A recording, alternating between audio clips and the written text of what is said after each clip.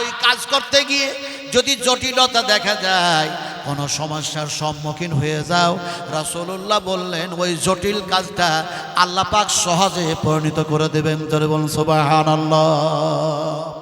আপনাদের এই রাজারহাট আছে না, 12ই রবিউল আউয়ালে এসেছিলাম আমি, আল্লাহ পাক আমাকে নিয়ে এসেছিলেন। এখন দেখা যায় সেই 12ই রবিউল আউয়ালে ওই থানাটা আছে, থানা থেকে মাত্র 50 মিটার অথবা 100 মিটার দূরে প্যান্ডেল। ওখানকার থানার ওসির নাম হচ্ছে আব্দুল গফফার। সেখানকার মুসলমানেরা আমাকে বললেন, হুজুর ভালো কাজে এ বাধা দিতে খুব বাহাদুর। কথা বুঝেন কিনা? কোনো মতেই আমাদের ধর্মীয় কাজে, ইসলামিক ধর্মীয় কাজে আমাদেরকে এ সহানুভূতি সহযোগিতা করে না। এখন ওনারা বললেন, আমাদের টাইমটা চেয়েছিলাম যে 12টায় শেষ করব, কিন্তু আমরাকে বলেছে 10:30টায় প্রোগ্রাম শেষ করতে হবে। অনয় বিনয় করে বলেছি যে উনি ঝাড়খণ্ড থেকে আসছেন, ফলে যেন 11টা পর্যন্ত সময় দেওয়া যাক। উনি বললেন সম্ভব নয়। এখন এই ওনার কথাগুলি আমাকে শোনালেন। এবার আমি স্টেজে বক্তব্য রাখছি যে ইনশাআল্লাহ পড়লে জটিল কাজটা আল্লাহ পাক সহজে পরিণত করে দেন। যখন এই কথা বলেছি, তখন দেখা যায় অনেক কিছুক্ষণ পরে যেন স্টেজে আসলেন, এসে আমাকে বললেন, আপনার বক্তব্যগুলি থানাতে বসে বসে আমরা সব শুনতেছিলাম। আপনি বলেছেন ইনশাআল্লাহ পড়লেই আল্লাহ পাক কঠিন কাজকে সহজ করে দেবেন। তো আমাদের সবচেয়ে কঠিন কাজ হচ্ছে আসামি ধরা। আমরা কি থানায় বসে ইনশাআল্লাহ পড়বো আর চোর ধরা, আসামি ধরা কি সহজ হবে? হায় হায় হায়, খ্যাপা কি আর একটা হয়? খ্যাপা যে কত ধরনের হয়। আমি ওনাকে জবাব দিয়েছি, কিন্তু আপনাদের সামনে এমন একটা মারাত্মক কথা বলে ফেললাম, মুঝে মঞ্জুর নেই है कि मैं तेरे शिकायत करूं, बात ही से बात निकल आती है तो मैं क्या करूं। কুলের কথা খুলে বলার ইচ্ছা করে না, একটি বলতে গিয়ে আরেকটি বলতে যাচ্ছি, রিমোট নেই, জিভা কন্ট্রোল করতে পারছি না। খ্যাপা একটা কথা বলে ফেলেছি, পাগল পাগল। আপনারা সব জ্ঞানী মানুষ বসে আছেন, বলুন তো কত প্রকারের পাগল হয়? কত প্রকারের? অনেক না, অনেক হয় না, দুই ধরনের খ্যাপা হয়, দুই ধরনের পাগল হয়। কেমন করে বুঝাবো? একটি পাগল হয় পুরো ম্যাট, একেবারেই ম্যাট, আর একটি পাগল হয় কোনো সময় ঠিক বলছে, কোনো সময় ভুল বলছে, এরকম একটা পাগল হয়। পাগলের শ্রেণী হলো দুইটা। উদাহরণ দিয়ে বুঝায়, এইদিকে একটা পাগল দাঁড়ায় আছে উলঙ্গ হয়ে, আর এইদিকে একটা পাগল দাঁড়ায় আছে আপনার গামছা পরে। এখন দুই পাগলের মধ্যে দেখা যায় একজন হুজুর পাগড়ি টাগড়ি বেঁধে যেন এগিয়ে চলে যাচ্ছে। তো এই উলঙ্গ পাগলকে এই গামছা পরা পাগল বলছে, হুজুর চলে যাচ্ছে, সালাম দে সালাম দে সালাম দে সালাম দে। তো উলঙ্গ খ্যাপা বলছে, আমার পরনে কিচ্ছু নাই, আমি উলঙ্গ, আমি কেমন করে সালাম দিব? তোমার পরনে কাপড় আছে, তুমি সালাম দাও। এই পাগল সালাম দেবে কি? ওর পরনের গামছাটা খুলে দিয়ে ও উলঙ্গ হয়ে গেল। উলঙ্গ হয়ে গিয়ে গামছাটা ওর দিকে ছুঁড়ে দিল, বলছে গামছাটা তাড়াতাড়ি করে পর, আর হুজুর চলে যাচ্ছে, সালাম দে সালাম দে। এখন ও পাগল গামছাটা পরবে কি? হাতে ধরে কম্পিটিশন শুরু করলো, প্রতিযোগিতা শুরু করলো। বলে তুইও পাগল, আমিও পাগল, তুইও ন্যাংটা, আমিও ন্যাংটা, তুই আগে সালাম দিবি না আমি আগে সালাম দিব। এই প্রতিযোগিতা শুরু হয়ে গেল। এর মধ্যে হুজুর পেরিয়ে চলে গেল, সালাম দিত এরা পারল না, সালামের জবাবটাও আসলো না, আল্লাহর পক্ষ থেকে রহমত তাদের কপালে জুটলো না। কত বুঝতে পারলেন কিনি? এখন এরকম যে কত খ্যাপার জন্ম হয়েছে। একটা খ্যাপা বলছে সবচেয়ে যেন সে ক্ষমতাশীল খ্যাপা, তার নাম হচ্ছে চীনের গভর্নমেন্ট। সে বলছে যে আমি চন্দ্রে কিছু একটা পাঠাবো, পাঠাইয়া দিল। এবার যেন দেখা যায় রাশিয়া বলছে আমি দুর্বল খ্যাপা নয়, এখন রাশিয়া বলছে আমিও চন্দ্রে কিছু পাঠাবো, সেও যেন পাঠালো। আমেরিকা বললে আমি সবচেয়ে বড় খ্যাপা, কথা বুঝেন কি রে, এখন সেও যেন পাঠালো। আমাদের ভারতে একটা খ্যাপার জন্ম হয়েছে, সে বলছে রাম হচ্ছে সমস্যার সমাধান, কথা বুঝেন কি নি? এই খ্যাপার নাম বলতে পারেন তো নাকি? জানেন আপনারা ওই খ্যাপার নাম কি? হ্যাঁ কি নাম? ভয়টাই পাচ্ছেন, জেল খাটতে হবে তাই বলে নাকি? একটু জোরে কথা বলুন, খ্যাপার নাম কি? আমি ওটা বলবো না, কেটলিওয়ালা চাওয়ালা খ্যাপা। এই কেটলিওয়ালা চাওয়ালা এ বলছে আমি তো অত যেন ছোট খ্যাপা হব না, আমি দক্ষিণ মেরুতে চাঁদের পাঠায়া দিব। পাঠায়া দিল, মিডিয়ারা জিজ্ঞেস করলো পাঠালেন কারণটা কি? 600 কোটি টাকা খরচা করে পাঠালেন, তার কারণ কি? এখন কারণ দর্শাতে গিয়ে তারা বলল পাঠালাম এই জন্য, চন্দ্রে আছে আলো, সূর্যে আছে আলো, ওই আলোর কিরণগুলি সব টেনে নামিয়ে নিয়ে আসবো, ল্যাবরেটরিতে বসবো, রিসার্চ শুরু করব, আর ওই আলো যেমন শেষ হয় না তেমনি সেই আলো দিয়ে আমরা গ্যাস তৈরি করব, রান্না বান্না হবে। দুনিয়ার গ্যাস বারবার শেষ হয়ে যাচ্ছে, সিলিন্ডার ফাঁকা হয়ে যাচ্ছে, ওটা আর ফাঁকা হবে না, খালি হওয়ার কথাই না, তাই ওইগুলি বানাবো। বলে আর কি করবেন?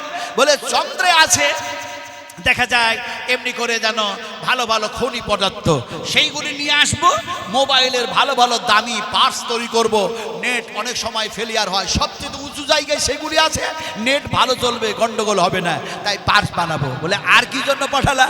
বলে আর পাঠিয়েছি যে সেখানে চন্দ্রে বসবাস করা সম্ভবপর হয় কি না, তাই যেন পাঠালাম। বলে চন্দ্রে যদি বসবাস করতে হয় তাহলে তো অক্সিজেনের প্রয়োজন, বলে যার জন্যই তো পাঠিয়েছি, সেখানে বাস করা সম্ভব হবে কিনা, তাই বলে গাছ লাগানো হয়েছে। বলে কিসের গাছ লাগিয়েছ? বলে গাছ লাগিয়েছি টমেটোর গাছ, গাছ লাগিয়েছি ভিন্ডি, ভিন্ডি বলেন না ঢেঁড়স, হ্যাঁ সব রকমই বলেন, কিন্তু আমরা বিহারি মানুষ সব রকম বলি না, ঢেঁড়সও বলি না, ভিন্ডিও বলি না, আমরা বলি রামপোল্লার গাছ, রামপোল্লা। এখন সেই গাছ ওরা লাগালো। আল্লাহ পাক বলছেন ও পাগলেরা, আমার জমিনে পাগলামি করতেছ, এই জ্ঞান দিলাম আমি, এই চোখ দিলাম আমি, এই নাক দিলাম আমি, হাত দিলাম আমি, পাও দিলাম আমি, প্রেম দিলাম আমি, সমস্ত সব কিছু যেন তোমার যেন অঙ্গ প্রত্যঙ্গ সমস্ত যেন সব কিছু পার্টসগুলি আমি আল্লাহ বানায়া দিলাম, এরপরও যেন কমপ্লিট নয়। আল্লাহ পাক বলছেন সুম্মা সাওয়াহু ওয়া নাফাখা ফীহি মির রূহিহি ওয়া জাআলা লাকুমুস সামআ ওয়াল আবসারা ওয়াল আফিয়াতা কালিলাম মা তাশকুরুন। আমি আল্লাহ সুবহানাহু ওয়া তাআলা সমস্ত পার্টস কমপ্লিট করে দেওয়ার পরেও যেন আনকমপ্লিট মানুষ, কিন্তু ওর রূহ যখন আমি রূহ দিয়ে দান করে দিলাম, এটা কমপ্লিট হয়ে গেল, কালিলাম মা তাশকুরুন। এরপরও কি তোমরা নাশকরি করবে, পাগলামি করবে? আল্লাহ পাক এই পাগলদের যেন জবাব দিচ্ছেন, ভালো করে শুনুন, এই পাগলদের জবাব দিচ্ছেন কোরআনের অন্য একটি জায়গায়। তোমরা সূর্য চন্দ্র এই দিয়ে যেন আলো দিয়ে গ্যাস বানাতে চাইছো, সেখানে বাস করতে চাইছো, পাগলামি করছো। আল্লাহ পাক জবাব দিচ্ছেন কিভাবে শুনুন, হুয়াল্লাযী জাআলাস শামসা জিয়াআন ওয়াল কামারা নূরান ওয়া কাদ্দারাহু মানাযিলা লিতা'লামু আদাদাস সিনিনা ওয়াল হিসাবা মা খালাকাল্লাহু যালিকা ইল্লা বিল হক ইউফাসসিলুল আয়াতি লিকাউমিন ইয়ালামুন লা ইলাহা ইল্লাল্লাহ। জোরে সরে পড়ুন, না পড়লে খুব মুশকিল হয়ে যাবে, উল্টা হয়ে যাবে। লা ইলাহা ইল্লাল্লাহর জিকির পরে করবেন, কোরআন পড়ে পড়বেন। লা ইলাহা ইল্লাল্লাহ শুধু জিকির না, কোরআন পড়াও বটে। আগে বুঝুন, আমরা যদি উল্টা চলি তাহলে ভুল হবে না ঠিক হবে? কথা বলুন, ঠিক হবে না ভুল হবে? উল্টা বুঝেন তো? কলকাতার মানুষ উল্টা বুঝেন তো? উল্টা কি উল্টা? এক্সাম্পল তো বুঝায়। এই যে রাস্তাটা দেখছেন, এই রাস্তা দিয়ে একটা 22 চাকার গাড়ি অথবা 28 চাকার একটা লরি, এই লরিটাকে ট্রাকটাকে উল্টায়া দেন, চাকাগুলিকে ওপর দিকে করে দেন। পৃথিবীর সমস্ত ড্রাইভারগুলিকে একত্রিত করুন, আর ড্রাইভারগুলিকে বলুন তোমাদের যা যোগ্যতা আছে, অভিজ্ঞতা আছে, যা স্পেলস আছে সব লাগায়া দাও, এই উল্টা গাড়িটাকে একটু চালায়া দেখাও। চালাতে পারবে? কত জোরে বলছেন না? চালাতে পারবে? পারবে না তো? আমরা যদি কোরআনের উল্টা চলি, নবীর উল্টা চলি, আল্লাহর উল্টা চলি, আল্লাহ সুবহানাহু ওয়া তাআলা বলছেন শোনো, তোমরা যখন এইভাবে উল্টা চলবে, কিয়ামতের মাঠে আমি আল্লাহ পাক তোমরাকে উল্টায়া হাঁটায়া দেব। জোরে বলুন সুবহানাল্লাহ। আল্লাহ রাব্বুল আলামিন বলেন আফামান ইয়ামশি মুকিব্বান আলা ওয়াজহিহি আহাদা আম্মান ইয়ামশি সাবিয়ান আলা সিরাতিম মুস্তাকিম। সুবহানাল্লাহ। সুবহানাল্লাহ। উম্মাহাতুল মুমিনিন মা আয়েশা সিদ্দিকা রাদিয়াল্লাহু তাআলা আনহা তিনি বলছেন, ইয়া রাসূলুল্লাহ, হে আল্লাহর রাসূল, এমনি করে দেখা যায় যে মানুষগুলি জমিনে দুনিয়ার বুকে পায়ের ওপরে ভর দিয়ে দিয়ে চলাফেরা করলো, এই মানুষগুলি কোরআনের যেন নাফরমানি করেছে, আল্লাহর নাফরমানি করেছে, রাসূল আপনার নাফরমানি করেছে, এরা উল্টা চলেছে। তাই বলে কি কিয়ামতের মাঠে আল্লাহ উল্টায় এরাকে হাঁটাবেন, চালাবেন? সেটা কেমন করে? আল্লাহ নাই বললেন, অবশ্যই আল্লাহ সুবহানাহু ওয়া তাআলা সমস্ত ব্যাপারে ক্ষমতা রাখেন। মানুষগুলি যারা উল্টা চললো, বেআমাল মানুষগুলিকে যেন আল্লাহ পাক উল্টা দেবেন, আর মুখের ওপরে ভর দিয়ে যেন তারাকে হাঁটায়া দেবেন, চালায়া দেবেন। সুবহানাল্লাহ। আলা ওয়াজহিহি, এই চেহারার উপরে, এই মুখের উপরে ভর দিয়ে বেআমালকারী মানুষগুলি যেন চলবে। রাসূলুল্লাহ বলছেন আল্লাহ চালায়া দিবেন, হাঁটায়া দিবেন। জোরে বলুন আল্লাহু আকবার, আরো জোরে আল্লাহু আকবার। কথা বলতেছিলাম কি, আমরা কি উল্টা বুঝলে হবে না। কালমা হচ্ছে সিরা জিনিস, কালমা ছাড়া, তাওহীদ ছাড়া আমি মুসলমান হতেই পারি না। কথা ঠিক না বেঠিক? এখন যদি বলি যে লা ইলাহা ইল্লাল্লাহ শুধু জিকির, তো কোরআনের মধ্যে তো বহু জায়গায় লা ইলাহা ইল্লাল্লাহ এসছে, এসছে না? এসছে না? এসছে না? এসছে না? যেমন কোরআনের মধ্যে এসছে লা ইলাহা ইল্লা হুয়া ইলাইহিল মাসির, লা ইলাহা ইল্লা হু ফাআল্লা তুফাকুন, লা ইলাহা ইল্লা হুয়া ইহয়ি ওয়া ইউমিত। ফলে আমি ছাড়া যখন কোনো ইলাহ নেই, আমি ছাড়া কোনো মাবুদ নেই, আমি ছাড়া কোনো স্রষ্টা নাই, তখন তোমরা আমি এক আল্লাহ ছাড়া আর কাউরি গোলামি করতে পারো না। আমরা একই আল্লাহর গোলামি করব, বলুন ইনশাআল্লাহ। ফিরে আসি সেই ইনশাআল্লাহ। কে কে বলছিল? ওই আব্দুল গফুর সাহেব, আপনাদের রাজারহাটের থানা। বলে ইনশাআল্লাহ পড়লে কি এই থানাতে বসে বসে আসামি ধরা সম্ভব হবে? আল্লাহ কি সহজ করে দেবেন? আমি ওসি সাহেবকে বলেছিলাম, আপনি যদি ঘুষ না খান, পুলিশেরা তো ঘুষ টুস খাই না আপনাদের কলকাতার পুলিশ নাকি? আপনারা মনে মনে ভাবছেন এই ঝাড়খণ্ডী সাহেব কি না কি বলে। ঘুষ খাওয়া কি ভালো? সুদ খাওয়া ভালো? মিথ্যা কথা বলা ভালো নাকি? আচ্ছা আপনারা বলুন, সত্য কথা বলা ভালো না মিথ্যা কথা বলা ভালো? আমরা সবাই সত্য কথা বলি, মিথ্যা কথা তো বলি নাকি? ইয়াকু কাযিবান ফাআলাইহি কাযিবুহু ওয়া ইয়াকু সাদিকান ইউসিবুকুম বা'দুল্লাযী ইয়াঈদুকুম ইন্নাল্লাহা লা ইয়াহদি মান হুয়া মুশরিফুন কাযযাব। আল্লাহ রাব্বুল আলামিন বলেন, যারা মিথ্যা কথা বলে, যারা সীমা লঙ্ঘনকারী হয়, সীমা অতিক্রম করে থাকে, আমি আল্লাহ তারাকে যেন হেদায়েত করি না। সুবহানাল্লাহ। ওসি সাহেবকে বললাম, যদি আপনি ঘুষ না খান, মিথ্যা কথা যদি না বলেন, এক আল্লাহ এক রাসূল আর এই কোরআনের প্রতি যদি বিশ্বাস স্থাপন করেন, আপনার আসামি ধরা আল্লাহ সহজ করে দেবেন ইনশাআল্লাহ পড়ার সঙ্গে সঙ্গে। উনি বললেন সেটা কেমন করে? আমি অনেকগুলি ঘটনা বয়ান করেছিলাম কোরআন আর হাদিস থেকে, তার মধ্যে ওনাকে একটা কথা বললেন, আপনাদেরকে সেই কথাটাই বলছি, আপনাদের জানাশোনা কথা আল্লাহ পাক জানিয়েছেন। কি জানিয়েছেন?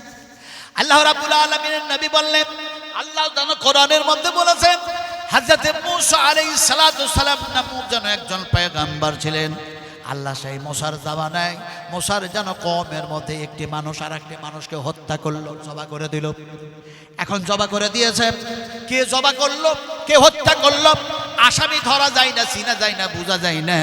হযরত মুসার কাছে গেল আর গিয়ে বলল, এই মুসা তুমি এই জামানার সবচেয়ে বড় পয়গম্বর, ফলে একে হত্যা কে করেছে সেই আসামি আমরা চিনতে চাই, জানতে চাই, ধরতে চাই। হযরত মুসা বললেন, একটা গরু জবা করে দাও, আর গরুর গোশতটা সেই মানুষের কাটা জায়গায় টাচ করে দাও, আল্লাহর হুকুমে মানুষটা জীবিত হবে, আর তার আসামির নাম সে বলে দিবে, তোমরা সেই আসামি ধরে নেবে। হযরত মুসা একটা জবাব দিলেন। কিন্তু মানুষগুলি বাড়িতে ফিরে যাওয়ার পরে সমালোচনা শুরু করে দিল, আলোচনা করতে লাগলো। হযরত মুসা তো বলল, গরু একটা জবা করে দাও আর গোশত ঠাকায় দাও, আসামি ধরা পড়ে যাবে। কিন্তু গরুটার রং কেমন হবে তাও তো জিজ্ঞেস করা হলো না। এখন গরুর রং জিজ্ঞেস করতে গেল, বলে গরুর কালার হবে, রং হবে যেন নীল। এখন বলে নীল গায়ে খুঁজতে খুঁজতে আর যেন পাওয়া যায় না, বলে তাও তো জিজ্ঞেস করলাম না গরুটার বয়স কতটা হবে। কত বড় যেন দেখা যায় কম, এই কমেরা কত বড় জাহিল কম, কত বুঝেন কিনি। একটার পর একটা নবীকে যত জিজ্ঞেস করলো ততটা যেন জবাব দিয়ে দিল, কিন্তু যত প্রশ্ন করেছে জবাব পেয়েছে সেই ধরনের গাভী যেন আর খুঁজে পাই না। আল্লাহ পাক তাদের কথা কোরআনের মধ্যে কোট করে দিলেন আর বললেন এরা যদি ইনশাআল্লাহ না পড়তো কিয়ামত হয়ে যেত, তারপরে সেই ধরনের গরু খুঁজে পেত না। ইনশাআল্লাহ পড়েছিল বলে সেই ধরনের গরু খোঁজা সম্ভবপর, জটিল কাজটা আমি আল্লাহ সহজ করে দিয়েছিলাম। জোরে বলো সুবহানাল্লাহ। ওসি সাহেব বলছে এটা সৌদিয়ার ব্যাপার, এটা ইন্ডিয়ার ব্যাপার নয়। আমি বললাম এটা ইন্ডিয়া আর আরবিয়ান এ কথা বলা হচ্ছে না। ইনশাআল্লাহ যারাই পড়বে রাসূলুল্লাহ সাল্লাল্লাহু আলাইহি ওয়াসাল্লাম বলেছেন তার জটিল কাজ থেকে আল্লাহ পাক সহজে পরিণত করে দেবেন। ধর্ম সুবহানাল্লাহ। শেষ পর্যন্ত উনি বললেন আমরা টাইম শেষ, 10:30 বলেছিলাম, আপনাকে জবাব পেতে পেতে 11টা হয়ে গেছে, দোয়া করুন। একটু কোনো আর বাড়াতে দিল না, দোয়া করতে বাধ্য করে দিয়েছিল সেই দিন। আজকে আপনাদের বলতে যে ভালো করে শোনো, আজকে কোরআন শুনবো হাদিস শুনবো এই কথা শুধু বললে হবে না, আলোচনা করব, কোরআন আলোচনা করব, হাদিস আলোচনা করব, শুধু এই কথা বললে হবে না, বরং আলোচনার পর শোনার পর 100% আমল করার চেষ্টা করবো ইনশাআল্লাহ। ইনশাআল্লাহ একটু জোরে বলা যায় না? একটু জোরে বলো ইনশাআল্লাহ। এখন শোনো, যে কোরআনের মধ্যে আসলো ইনশাআল্লাহ শব্দ, সেই কোরআনুল কারীম এখন দেখা যায় তেলাওয়াত শুরু করেছেন। কি দিয়ে শুরু করলেন? আলহামদুলিল্লাহি রাব্বিল আলামিন, আল্লাহর প্রশংসা দিয়ে যেন কোরআন তেলাওয়াত শুরু হয়ে গেল। এই স্টেজ, এটা হলো স্টেজ। এই স্টেজে যে হুজুরেরা আসবেন এই লাউড স্পিকারের সামনে সেই যেন বলবেন, কি বলবেন? কেউ যেন বলেন ইন্নাল হামদালিল্লাহি নাহমাদুহু, কেউ যেন এসে বলেন আলহামদুলিল্লাহি কাফা ওয়াসসালামু ওয়াসসালাম, আবার কেউ যেন এসে বলেন আলহামদুলিল্লাহি নাহমাদুহু ওয়া নাস্তাঈনুহু। তার মানে আল্লাহর প্রশংসা দিয়ে যেন বক্তৃতা শুরু হয়ে যায়। সুবহানাল্লাহ পড়ে। এবার আপনি বেতন নামাজ পড়ছেন, নফল নামাজ পড়ছেন, তাহাজ্জুদের নামাজ পড়ছেন, ইশরাকের নামাজ পড়ছেন, তাসবিহের নামাজ পড়ছেন, ফরজ নামাজ পড়ছেন, যেন দেখা যায় সালাত শুরু হয়ে গেল আল্লাহর প্রশংসা দিয়ে। আলহামদুলিল্লাহি রাব্বিল আলামিন, আল্লাহর প্রশংসা দিয়ে বক্তৃতা শুরু হলো, আল্লাহর প্রশংসা দিয়ে সালাত শুরু হলো, আল্লাহর প্রশংসা দিয়ে দেখা যায় এমনি করে কোরআন তেলাওয়াত শুরু হয়ে গেল। জোরে বলে সুবহানাল্লাহ। এখন আল্লাহ পাক তার পরিচয় দিচ্ছেন, তোমরা কোন আল্লাহর প্রশংসা দিয়ে শুরু করবা, আল্লাহ তার পরিচয় দিচ্ছেন। যেমন কোরআনের এক জায়গায় বলা হয় ফালিল্লাহিল হামদু রাব্বিস সামাওয়াতি ওয়া রাব্বিল আরদি রাব্বিল আলামিন। আল্লাহ সুবহানাহু ওয়া তাআলা ফালিল্লাহিল হামদ রাব্বিস সামাওয়াত ওয়া রাব্বিল আরদ।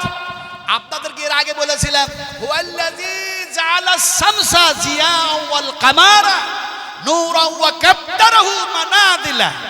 আল্লাহ পাক পাগলদের জবাব দিলেন যে এই সূর্য আমি সৃষ্টি করেছি, এর মধ্যে দিয়েছি আলো, সেই আলোকে চন্দ্রের মধ্যে দিলাম, চন্দ্রের মধ্যেও আলো সৃষ্টি করলেন। এখন এই চন্দ্র আর সূর্য তোমাদের এমনি করে গ্যাস বানাবার জন্য আর মোবাইলের পাস বানাবার জন্য আমি এগুলি সৃষ্টি করি নাই। এগুলি করেছি কেন জানো? আদাদাস সিনিনা ওয়াল হিসাবা। চন্দ্র দিয়ে তোমরা কি করবে? তোমরা দিন, তোমরা সপ্তাহ, তোমরা মাস, তোমরা বৎসর গণনা করবে। জোরে বলুন সুবহানাল্লাহ। আল্লাহ সুবহানাহু ওয়া তাআলা এরপরে বলছেন যে এমনি করে মা খালাকাল্লাহ যালিকা ইল্লা বিল হক, এগুলিকে বেকার বেকার সৃষ্টি করি নাই, এগুলিকে অত্যন্ত তোমাদের কল্যাণের জন্য সৃষ্টি করেছি। ইউফাসসিলুল আয়াত, আর এগুলো হচ্ছে নিদর্শন বলি আমার, এই নিদর্শন বলি দেখো আর আমি এক আল্লাহর গোলামি করো। জোরে বলুন সুবহানাল্লাহ।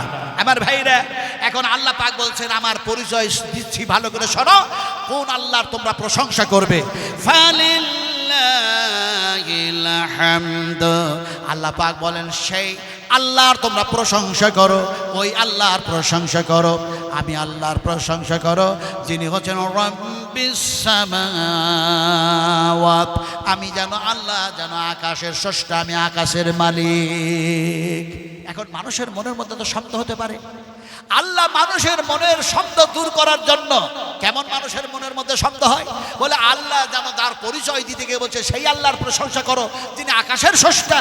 তাহলে পরে নিচুর কেউ স্রষ্টা অন্য কেউ নাকি? যেমন কিছু মানুষ এরকম বলে ওপরওয়ালা একজন আছে সব দেখতেছে, বলে না কিছু মানুষ। তাহলে ওর পরে শব্দটা হয় যে ওপরওয়ালা যদি কেউ হয় তাহলে নিচুওয়ালা অন্য কেউ আছে। আল্লাহ রাসূল বলেন এরকম কথা বলো না, আল্লাহ বলছেন এরকম কথা বলো না। তাহলে পরে এই মানুষগুলির শব্দ দূর করার জন্য আল্লাহ রাব্বুল আলামিন আবার যেন বললেন ওয়া রাব্বিল আরদে, আল্লাহ পাক বলেন আমি সেই আসমানের স্রষ্টা আবার জমিনেরও স্রষ্টা, ফলে যেন আমি সেই আল্লাহর প্রশংসা করো। এরপরও মানুষের মনের মধ্যে সন্দেহ থাকতে পারে, জমিনের আর আকাশের যদি আল্লাহ স্রষ্টা হয়, মালিক হয়, তাহলে এমনি করে আটলান্টিক মহাসাগরের স্রষ্টাকে, পাহাড়ের স্রষ্টাকে, এমনি করে জঙ্গলের স্রষ্টাকে, এমনি করে হাতি ঘোড়া বাঘ ভাল্লুকের স্রষ্টাকে আল্লাহ পাক মানুষের মনের সন্দেহ দূর করার জন্য বলে দিলেন। সন্দেহ দূর করার জন্য বলছেন ও রব্বিল আলামিন, সমস্ত ভূমণ্ডলের রব মালিক হচ্ছে আমি আল্লাহ, সেই আল্লাহ তোমরা প্রশংসা করো। জোরে বলুন সুবহানাল্লাহ। আমার ভাইরা, মধ্যখানে একটা কথা বলবো, একটা বুড়ো মানুষ, একটা বৃদ্ধ মানুষ, মুখের চামড়াগুলি জড়ো সড়ো হয়ে গেছে। এখন দেখা যায় সেই বৃদ্ধ মানুষ আল্লাহর কাছে দোয়া করলেন। কি দোয়া করলেন? যে দোয়া করলেন সে দোয়া আল্লাহর দরবারে মঞ্জুর হয়ে গেল। জোরে বলুন সুবহানাল্লাহ। এখন তিনি দোয়া করলেন, এই আল্লাহ আমি তো বৃদ্ধ মানুষ, আমি বয়সপ্রাপ্ত মানুষ, তোমার কাছে আমি চাই, কারণ তুমি বলেছো যা চাইবা আমার কাছে চাও। আমরা কার কাছে চাইব? জোরে বলছেন না, একটু জোরে বলুন, কার কাছে চাইব? উদউনি আস্তাজিব লাকুম, আল্লাহ রাব্বুল আলামিন বললেন তোমরা আমাকে ডাকো, তোমাদের ডাকে সাড়া দেব। তোমরা আমার কাছে চাও, তোমাদের অভাব মোচন করে দেব। তোমরা আমার কাছে ক্ষমা চাও, তোমাদের জিন্দেগির গুনাহ আমি আল্লাহ মাফ করে দেব। সুবহানাল্লাহ সুবহানাল্লাহ। রাসূলুল্লাহ যখন এই ওয়াজ করছেন সেই সময় সাহাবা কেরামেরা নবীর কাছে বসে আছেন। বসে থাকতে থাকতে থাকতেই একটা মানুষ কোথা থেকে যেন আসলো, এসে নামাজ পড়তে শুরু করে দিল। জোরে বলুন সুবহানাল্লাহ। নামাজ পড়তে শুরু করেছে, নামাজ পড়া শেষ, এই সেই নবীকে এসে বলল আসসালামু আলাইকা ইয়া রাসূলুল্লাহ। আল্লাহ রাসূল সালামের জবাব দিলেন, আর ওই মানুষটাকে বললেন তুমি সালাত আদায় করো নাই, তুমি নামাজ পড়ো নাই, তুমি পুনরায় নামাজ আদায় করো, তুমি পুনরায় যেন সালাত আদায় করো। এমন সময় যেন মানুষটি আবার যেন সালাত আদায় করলো, আবার নবীকে এসে সালাম দিল, আসসালামু আলাইকা ইয়া রাসূলুল্লাহ। বিশ্ব নবী সালামের জবাব দিলেন। আবার যেন নবী বললেন তুমি নামাজ পড়ো নাই, আবার তুমি নামাজ পড়ো। আবার যেন লোকটি নামাজ পড়ল। হাদিসের যিনি রাবি তিনি বর্ণনা করছেন, আমার সন্দেহ হয় লোকটি যেন এরকম ভাবে 2 বার অথবা 3 বার সালাত আদায় করলো, নবীকে সালাম দিল, নবী সালামের জবাব দিলেন, আর বলেন তুমি নামাজ পড়ো নাই। শেষ পর্যন্ত লোকটা বলল, ওই মানুষটা বলল, ইয়া রাসূলুল্লাহ, আপনি আমাকে সালাত কিভাবে আদায় করব তা শিখায়া দেন, আপনি আমাকে যেন শিখায়া দেন। আল্লাহর নবী সে সময় তাকে যেন রুকু করা শিখালেন, সিজদা করা শিখালেন, তাকে যেন তাসবিহ পড়া শিখালেন। এক কথায় নামাজের আরকান আহকাম সব যেন শিখায়া দিলেন, যেভাবে রাসূলুল্লাহ সাল্লাল্লাহু আলাইহি ওয়াসাল্লামকে হযরতে জিবরিল শিখিয়েছেন। এখন এই শেখানোর পর আল্লাহর নবীর মুখ দিয়ে বাইর হয়ে গেল, এমনি করে দেখা যায় ফামান রাগিবা আন সুন্নতি ফালাইসা মিন্নি। আবার যেন অন্য জায়গায় রাসূলুল্লাহর মুখ দিয়ে বাইর হয়ে গেল, সাল্লু কামা রাআইতুমুন রাআইতুনি উসাল্লি। রাসূলুল্লাহ বললেন, আমাকে দেখো যেভাবে আমি সালাত আদায় করি সেইভাবে তোমরাও যেন সালাত আদায় করো। ফামান রাগিবা আন সুন্নতি ফালাইসা মিন্নি। আমার যদি সুন্নাত আদায় করো তাহলে তোমরা হবে আমার উম্মত, আর আমার সুন্নাতকে যদি ছেড়ে দাও খাড়া দাইয়া করো তো আমার উম্মত থেকে বাইর হয়ে যাবে। সুবহানাল্লাহ পড়েন, একটু জোরে বলুন সুবহানাল্লাহ।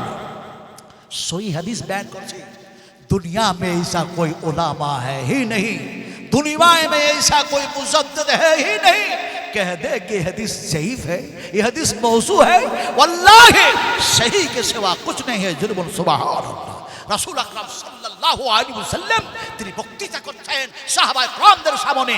এখন দেখা যায় সাহাবায়ে কেরামদের সামনে বক্তৃতা করতে গিয়ে তিনি যেন সেই সময় যেন বলছেন, শোনো, এমন একজন বয়সপ্রাপ্ত মানুষ তিনি যেন আল্লাহর কাছে দোয়া করলেন, সে দোয়া যেন আল্লাহর দরবারে কবুল হয়ে গেল। জোরে বলুন সুবহানাল্লাহ। দোয়া কি করেছিলেন? তিনি আল্লাহর কাছে চাইলেন কি, যা চাইবো আল্লাহর কাছে চাইবো, অবশ্যই আল্লাহ যেন আমাদের ডাকে সাড়া দেবেন, আমাদের অভাব মোচন করবেন। এখন দেখা যায় বিশ্ব নবীর ওয়াজ, আর এদিকে সাহাবায়ে কেরামেরাও যেন শুনছেন। বৃদ্ধ মানুষ যিনি, যার দোয়া আল্লাহ কবুল করলেন, তিনি যেন দোয়া কবুল করা দেখে খুশি হলেন, আর যা চেয়েছিলেন সেই নিয়ামত পাওয়ার পরে অত্যন্ত খুশি হলেন, আর আল্লাহর প্রশংসা করতে শুরু করে দিলেন। জোরে বলুন সুবহানাল্লাহ। কি প্রশংসা করতে লাগলেন? এখন দেখা যায় সেই প্রশংসাটা কোরআনের মধ্যে আল্লাহ পাক কোট করে দিয়েছেন, আলহামদুলিল্লাহিল্লাযী ওয়াহাবা লি আলাল কিবারি ইসমাঈল ওয়া ইসহাক। সুবহানাল্লাহ সুবহানাল্লাহ। যে বৃদ্ধ মানুষ দোয়া করলেন তার নাম হযরত হযরত ইব্রাহিম আলাইহিস সালাতু সালাম, আর তিনার দোয়া কবুল হয়ে গেল। তাই বলে আল্লাহ তাকে সন্তান দান করলেন, এমনি করে ইসহাক, এমনি করে ইসমাঈল। আল্লাহর প্রশংসা ছাড়া বুড়ো আর কাউরি প্রশংসা আদায় করলেন না। জোরে বলুন সুবহানাল্লাহ। আমরা প্রশংসা কার করব? আস্তে করে বলছে। আসলে ওই যে বুড়ো মানুষ বুঝি না, যার জন্য বলতে পারছি না। আমরা বুড়ো মানুষ বুঝি তো, এই দাড়ি কিসে পেকেছে, এই দাড়ি সাদা হয়েছে কিসে, হ্যাঁ বয়স, এই যে বুঝি না। বুখারী শরীফের হাদিস। আল্লাহ আল্লাহ আল্লাহ। যেহেতু আমি তো একটা মাদ্রাসার খাদিম, শুধু ওয়াজ করে বেড়াই না, কথা বুঝেন কি না? আলহামদুলিল্লাহ সুবহান আলহামদুলিল্লাহ। আমি এখানে অনেকবার বলেছি, আমার মাদ্রাসায় কোরআনের হাফেজ যারা কোরআন হেফজ করে তারা আছে। চোখে দেখতে পাই না এরকমও ছেলে আছে, ইয়াতিম, মা নাই বাপ নাই এরকমও ছেলে আছে, কত বুঝেন কিনে। তারপরে একেবারে প্রথম ক্লাস থেকে নিয়ে দাওরা পর্যন্ত, বহর শরীফ পর্যন্ত সেখানে পড়াশোনা করা হয়। বুখারী, মুসলিম, আবু দাউদ, তিরমিজি, নাসাঈ, ইবনে মাজাহ, সরাবে কায়া, সারামুল্লাহ জামি, এমনি করে মিসকাত, বুলবুল মারাম, হিদায়াতুন নুহমির, পাঞ্জাগানিল মুশরিকা, সারাবিয়া তামিল, বাকারাতুল আদম, এমনি করে যে কত কিতাব পড়ানো হয়, কলিস্তা, বস্তা, ফার্সি কিতাব তাও পড়ানো হয়। কথা বলতেছিলাম কি, আমি একটা মাদ্রাসার সঙ্গে যুক্ত, যার জন্য কথাগুলি বলছি, ভালো করে শোনো আমার ভাইরা, শোনা টুরেরা। বিশ্বনবী মুহাম্মদ রাসূলুল্লাহ সাল্লাল্লাহু আলাইহি ওয়াসাল্লাম বলছেন, আমরা বলেছি বয়সে পাগল, আল্লাহ নবী বলছেন, এমনি করে দেখা যায় আমি মুহাম্মদ সাল্লাল্লাহু আলাইহি সাল্লামের মাথার চুল যেন পেকে সাদা হয়ে গেছে, আমার দাড়ি পেকে সাদা হয়ে গিয়েছে। উম্মাহাতুল মুমিনিন মা আয়েশা বলছেন, ইয়া রাসূলুল্লাহ, আপনার দাড়ি আর চুলগুলো পেকে সাদা হয়ে গিয়েছে বসি বয়সের কারণে। রাসূলুল্লাহ সে সময় বললেন, লা লা লা, না না আয়েশা, আমার বয়সের কারণে মাথার চুল আর যেন দাড়িগুলি পেকে সাদা হয়ে যায় নাই, বরং আমার মাথার চুল আর দাড়িগুলি পেকে সাদা হয়েছে কিয়ামতের চিন্তা করতে করতে। সুবহানাল্লাহ পড়েন, আরো দেব সুবহানাল্লাহ। আমার ভাইয়েরা, আমার মায়েরা, আমার বোনেরা, এখন দেখা যায় এই দাড়ি, এই চুলগুলি কিয়ামতের চিন্তা করতে করতে নবীর জন্য পেকে গেল। রাসূলুল্লাহ বলে দিলেন, বয়সের কারণে নয়। আপনারাকে এবার জিজ্ঞেস করব, কিয়ামতের মাঠে কেউ কাউরিকে কোনো উপকার করতে পারবে? কথা বলেন। কোনো মানুষের কেউ কিছু উপকার করতে পারবে না। পিতা যেন সন্তানের পারবে না, সন্তান যেন পিতার পারবে না, স্ত্রী যেন দেখা যায় স্বামীর কাজে আসবে না, স্বামী যেন দেখা যায় স্ত্রীর কাজে যেন আসবে না। সেই দিন আল্লাহর হুকুম ছাড়া আর কাউরি হুকুম চলবে না। তাও সুবহানাল্লাহ বললেন না? ইয়াউমা লা তামলিকু নাফসুন লিনাফসিন শাইআ ওয়াল আমরু ইয়াউমা ইয়াজিল্লিল্লাহ। হাই কি অবস্থা! কিয়ামতের মাঠে, হাসরের ময়দানে সেই দিন কেউ কাউরি কোনো উপকারে আসবে না। তার ভালো আমল ছাড়া কেউ তাকে বাঁচাতে পারবে না। আল্লাহর হুকুম ছাড়া সেই দিন কাউরি হুকুম চলবে না। সুবহানাল্লাহ।